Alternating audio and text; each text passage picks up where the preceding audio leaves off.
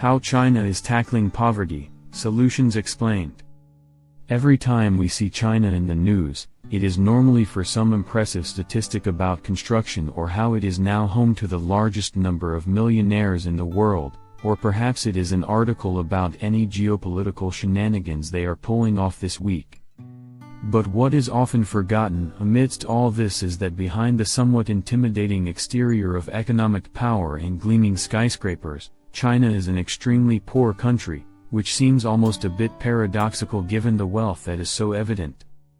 However, the average external income in China is still less than $15,000 a year, and this is the average.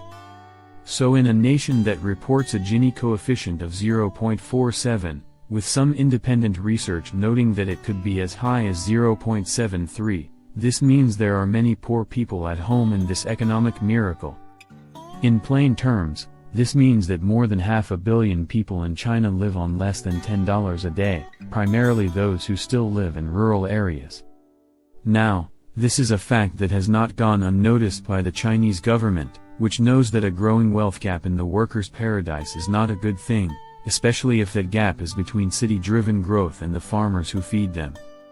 That is why, just in the last 5 years, the government has poured the equivalent of over $800 billion in aid into areas where extreme poverty is still widespread, not to mention state-owned enterprises that easily bring this total to over $1 trillion in the same period of time. $1 trillion in 5 years, that is more than the entire GDP of 3/4 of the countries in the world on a single welfare project. Even for a rich government like China's, this is not sustainable. So a new solution was needed to make these systems more efficient in solving fundamental problems rather than alleviating symptoms with handfuls of money. And there might be much to learn from what they have done. So, as always, we need to understand some fundamental things. How much poverty is actually left in China? Why is it so hard to measure? Why does China care about it so much? And how might cows be the solution to all this? This episode of Economics Explained was made possible by our fans on Patreon. If you want to have early access to these videos before they are uploaded to YouTube and participate in the exclusive Q&A sessions that are now held every Saturday at 9:30 a.m. Eastern Standard Time, please consider supporting our channel on Patreon. Now, poverty is one of those things that is surprisingly difficult to quantify, which is the first real problem for governments trying to address this issue. Incomes are the most used metric, and almost all the statistics you have probably heard about the issue of poverty will say something like these people live on less than $2 a day. And for what it's worth, we have already done exactly the same thing in this video. But there are two problems with this. The first is that some people can be extremely comfortable with a low income. Some retirees would be a good example of this. They might own a fully paid-off house and have a nice pile of cash savings, so they are very comfortable, but with interest rates so low, they might technically have an income below this internationally accepted poverty threshold. A means test can address this situation, but what if they own nothing and lived with well-off children, as is common in China? It is not impossible to get around the problem, but it is difficult. This means that more money will go to accountants and government middlemen rather than to the people who really need it, especially when we are talking about a population as large as China's, with, let's face it, a bit of corruption. The second problem is purchasing power parity, or PPP. $20 a day in rural China or in most Southeast Asian and African countries would allow for a fairly comfortable lifestyle, but $20 a day in San Francisco, Sydney, or London would make you practically destitute. This is why measures are put in place to address the relative purchasing power of a dollar in a region. For example, a week's worth of groceries might cost $5 in rural agricultural villages because the general expenses of the grocer are lower due to lower staff wages, lower rent or property ownership costs, lower transportation costs because they are located where the food is produced. And if we compare that to one of our glitzy global cities where even a similarly modest grocery shop would easily cost $50, you can see that a dollar in rural China has 10 times the purchasing power. So even if someone earned a tenth of the money, they could have a similar lifestyle. Well, yes, that is the theory, but unfortunately, it is an extremely outdated way of thinking, and here's why. While it is true that purchasing power parity can afford similar lifestyles in two totally isolated economic systems with two totally isolated sets of inputs and outputs, this is not how the real world works in the era of globalization. Take something like a phone. These devices have changed the way we live and are incredible tools for communicating and accessing information wherever you go. Moreover, not having one of these devices is a serious handicap in the modern world. Not being able to access the internet to sell goods or discuss business or even order supplies makes it almost impossible to compete with people who have a phone. This is one of the reasons why there are more people on Earth with a smartphone than with indoor plumbing. The fact is that smartphones are expensive, even for you or me who, statistically speaking, are observing from a developed country. Consider the purchase of a new phone a rather serious investment. For someone who earns less than $10 a day, it is an almost impossible investment to make. Now, phones are just one example. There are also things like electricity, medicine, agricultural equipment, fertilizers, and clothes that have prices that are not heavily influenced by where they are purchased. Most of the cost of production of medicines or personal care items is not determined by the final retail location, so low local general expenses mean very little. And even if they did alter the prices enough to make a difference, that discount would not last long. People from the cities would come and buy these low-cost imported items, which would increase demand and prices.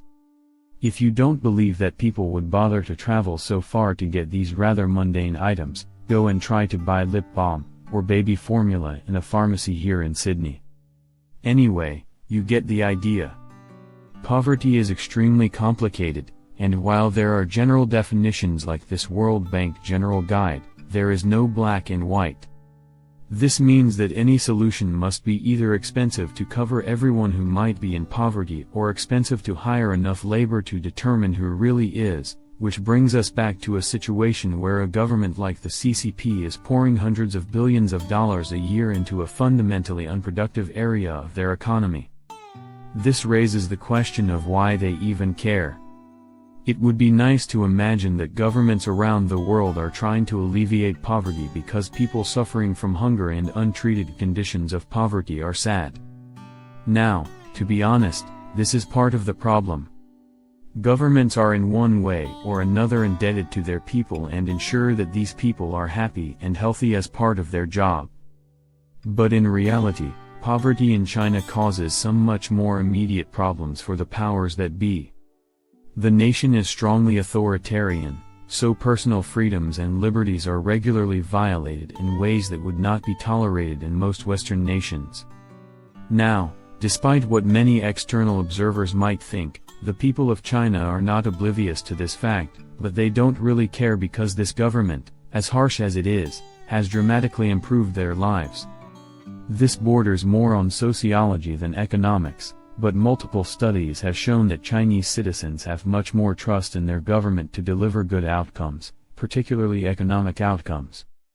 Most of the country has gone from living in mud huts to world-class cities in a single lifetime, and if the price they have to pay for that is a VPN subscription, so be it. But if it becomes obvious that the government cannot provide this improvement to everyone, then one of their biggest factors of redemption is nullified in the public psyche. Additionally, it is simply embarrassing. A large part of the reason why we no longer think of China as a place where poor people live is because of how much effort the government has put into creating this exterior appearance of greatness. Look at how much money is spent on athletes and facilities to become a great sports power, or how any foreign film that wants access to the Chinese box office must present the country in a positive light. We will call the central government for help, and yes, even these wonderful cities themselves are all in part to make the Chinese system look like a huge success. But all that hard work can be quickly undone by even the smallest stains of poverty that show. So how does China intend to solve this problem with cows? A major social program has been launched in some of the poorest provinces of China, giving cattle to farmers who previously only grew vegetables. This has shown some surprising results that have been reported by the government and a number of independent media outlets. You see, this is almost like a national adoption of the old saying, "Give a man a fish and he will eat for a day, teach a man to fish and he will eat for a lifetime." Cows provide a great return on investment. They can eat food that is not suitable for human consumption and at the same time provide milk, fertilizer, a workforce, more cows, and well, a steak dinner. Naturally, mechanized agriculture will be more competitive on an open market, but these cities don't really care. These cows simply work as a way to increase extremely modest incomes. We recently explored a proposal that would give every American a few $1,000s in stocks at birth to accumulate over their lifetime to then be used to finance their retirement. The main attraction of this scheme was that it shifted the burden of supporting an aging population from the taxpayer to the financial markets. The system adopted in China is similar in that it aims to provide a sustainable solution to poverty by giving people the means to support themselves rather than relying on continuous government handouts. We would like to know about your experience regarding the topic covered today. Share it with us in the comments and, if you have any questions, do not hesitate to ask them. We will gladly respond.